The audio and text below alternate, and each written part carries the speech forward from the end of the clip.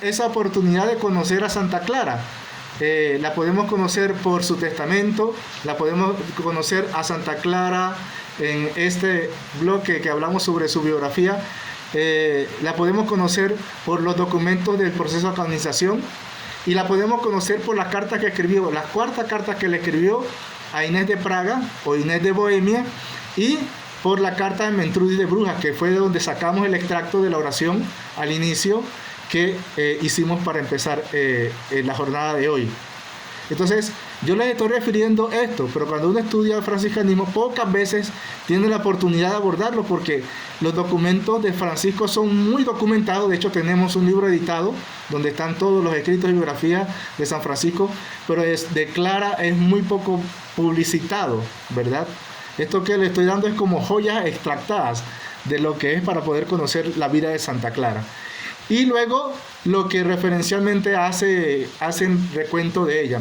Bueno, al igual que vimos la semana pasada, hay autores que tienen profundidad de poder escribir sobre Santa Clara.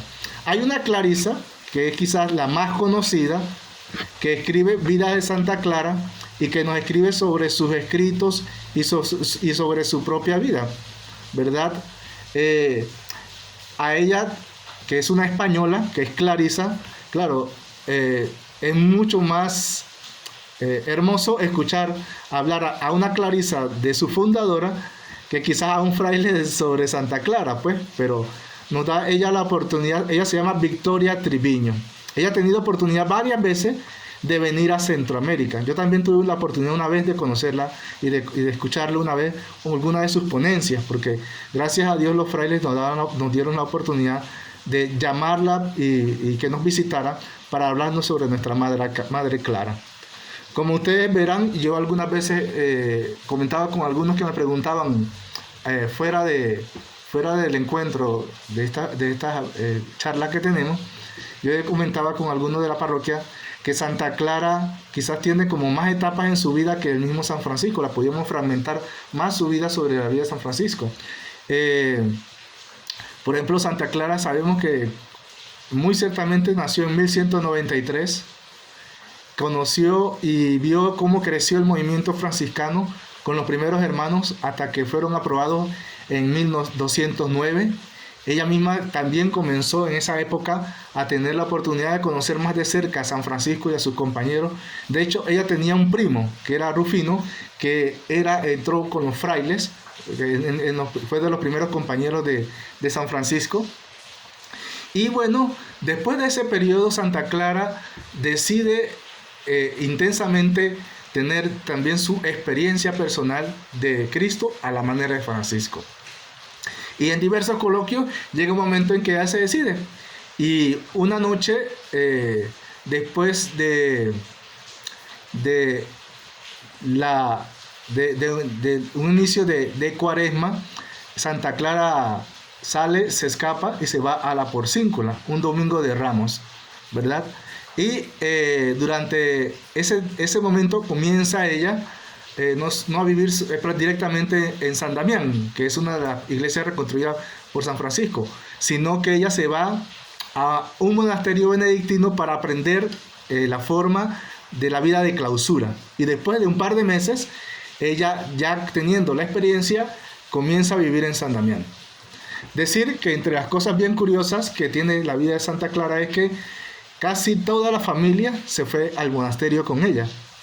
En el año de 1212, cuando ella se va, también se va su hermana Inés. De ella hay muchos relatos, no puedo referirlos porque el tiempo que tenemos es bien breve. Pero, por decirlo rápido, cuando quisieron llevársela, ella se aferró al altar, vino el tío Monaldo a llevársela arrastrada y no la pudieron levantar ni entre 4 ni 8 hombres. Ese es uno de los milagros que se cuentan ya en el monasterio. En referencia con su hermana. Su mamá, cuando muere San Francisco en 1226, también entra al monasterio. Y otra de sus hermanas, en 1229, Beatriz, entra también al monasterio. Es tan impactante la vida de Santa Clara que comienza a propagarse en muchos lugares. Y por eso caracterizábamos con el video un poquito eso. como esta que era prometida del hijo del emperador y había sido prometido 2 veces antes, decide entrar como princesa de Praga y fundar y construir un monasterio y un hospital en su pueblo, escuchando lo que había sido la conversión de Santa Clara en Asís. Entonces, Clara, para animarle en esa decisión fuerte, porque ella pertenece a la nobleza, y más que a la nobleza, a el reinado de Praga, entonces le anima. Y las letras de las canciones, como la que escuchamos en este canto con el que iniciamos, son bellas. Voy a referirme al texto especialmente que se cita de la 4ª carta de Santa Clara a Inés de Bohemia. Abraza a Jesús crucificado, si no, abraza a Cristo pobre como virgen pobre, míralo hecho despreciado por ti y síguelo haciéndote despreciable por él en este mundo. Mire qué bellas palabras de Santa Clara, ¿verdad? Animándole para que la decisión que ha tomado sea una decisión de seguimiento a Jesús, de seguimiento a Cristo. Cuando tengamos la oportunidad de adentrarnos un poquito más en los elementos de la espiritualidad franciscana, como lo vamos a hacer prontamente, nos vamos a dar cuenta que el mismo Cristo que sigue Francisco es el mismo Cristo que transparenta la vida de Santa Clara.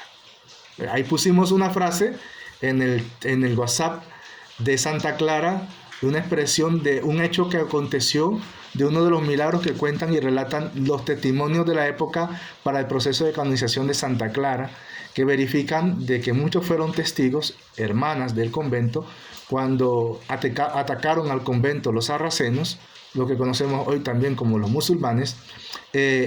Atacaron la ciudad, pero como San Damián está fuera de la ciudad y estaba justamente en la pendiente que está hacia la ciudad, cuando uno tiene la oportunidad de ir así y ver camino de que va Nuestra Señora de los Ángeles o de Ribotorto, Escala, va a encontrar en medio camino el monasterio de San Damián.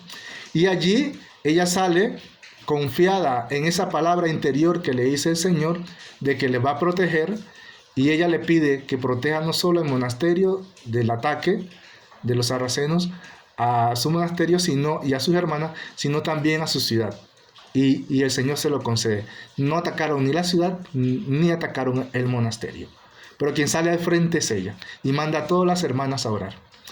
Entre los elementos que podemos destacar, claro que en ese periodo de Santa Clara, en la clausura, vive también otras etapas. Vive ella el periodo en que quien le animó con su testimonio y vida, que fue San Francisco, le sostuvo hasta el año de 1226. De 1226 en adelante, cuando veamos la parte histórica, nos vamos a dar cuenta que quien fue más cercana al espíritu de Francisco fue Santa Clara, y se cuenta que muchos de los discernimientos en torno a eso y de los apoyos fundamentales para la continuidad de la orden y de los frailes en el camino de San Francisco dejado por su testimonio fue Santa Clara. A partir de su muerte en adelante fue Santa Clara quien llevó adelante el testimonio fuerte como fundadores de la orden franciscana. Ella, después de ese periodo, mira, desde 1226 Santa Clara muere hasta 1253. Santa Clara vivió 60 años, ¿sí? Y de esos 60 años, más de 40 en clausura, ¿sí? Prácticamente lo que vivió Santa Clara en clausura fue lo que vivió Francisco durante toda su vida, porque Francisco murió de 44 años. Y vamos a encontrar también ya el periodo final de su vida, donde ella lucha continuamente para que el espíritu de Francisco permanezca entre las hermanas. Y esto lo destacamos justamente por una razón. Como en aquella época el Concilio de Letrán de 1215 prohibió todas las reglas nuevas, solo se sostenían las fundamentales que ya existían.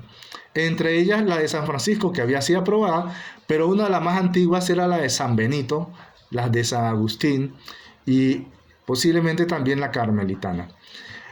Santa Clara, como empezó su experiencia con las de San Benito, se acogió a la regla de San Benito, pero nunca estuvo conforme con que vivir una espiritualidad o una regla que no fuera la misma de San Francisco. Cuando uno ve la regla de los frailes y ve la regla de Santa Clara, es idéntica, capítulo por capítulo. Tiene capítulo 12 la regla de San Francisco y 12 capítulos la regla de Santa Clara. Hay una diferencia sustancial nada más. El último capítulo, que San Francisco habla de la misión, como las clarisas son de clausura y no van a salir, Santa Clara la modifica y entonces elabora un capítulo en donde habla sobre la vida de clausura. Entonces vamos a encontrar que después de eso, el Papa Protector, el Obispo Protector Ugolino, que después va a ser Inocencio IV, Inocencio III, le impone un nuevo estatuto. Y luego después, en 1247, Inocencio IV le pone otros estatutos. A todo eso, Santa Clara siempre propició para que se diera dentro de las hermanas una vivencia lo más cercana a la de San Francisco. Hasta que logró el 9 de agosto que el Papa le sellara con una bula y le aprobara su regla de vida. Con tan buena suerte de Santa Clara que llegó a sus manos justo antes de morir. Y con ella la enterraron. Prácticamente llegando la carta y muriendo Santa Clara. Entonces, ¿qué sucede? Después de ese año, en 1263, el Papa Urbano IV le impone a las clarisas una nueva regla por decir de alguna manera, sin tomar en cuenta la de Santa Clara. Te van a encontrar entonces que hay clarisas, y alguna vez le dicen, es que estas clarisas son urbanistas. Y es por eso, porque siguen la regla de Urbano. Ustedes recordarán que nosotros no tenemos las facilidades en la Edad Media como tenemos ahora, que tenemos internet, que tenemos teléfonos celulares, que tenemos televisión.